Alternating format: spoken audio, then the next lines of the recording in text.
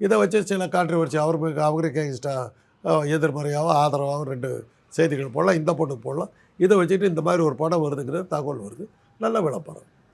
உங்களுக்கு வாழ்த்துக்கள். இந்த உங்களுடைய புண்ணியத்தினால இந்த பொண்ணுடைய படம் நல்லா ஓடட்டும். உங்களுக்கு வாழ்த்துக்கள். உங்களுக்கு புண்ணியம் கிடைக்கும். கண்டிப்பாக சார். இதுக்கு முன்னாடி இளையராஜா அவர்கள் ஒரு 2-3 படத்துக்கு இப்படி கோர்ட்டில் கேஸ் பண்ணியிருக்காரு. அதில் ஃபஸ்ட் இடத்துல வந்து மஞ்சுமேல் பாய்ஸ் அப்படின்ற ஒரு படம் மலையாளத்தில் ரிலீஸ் ஆச்சு. குணா படத்துலேருந்து ஒரு பாட்டு இடம் பெற்றிருந்தாங்க. அப்பயும் இதே மாதிரி தான் ஒரு காப்பி ரைட்ஸ் இஷ்யூ வந்தது. அவங்களும் இதே தான் சொல்லியிருந்தாங்க. நாங்கள் முறைப்படி அந்த சாங் எந்த கம்பெனிக்கிட்ட இருக்கோ அவங்ககிட்ட வாங்கிட்டோம்.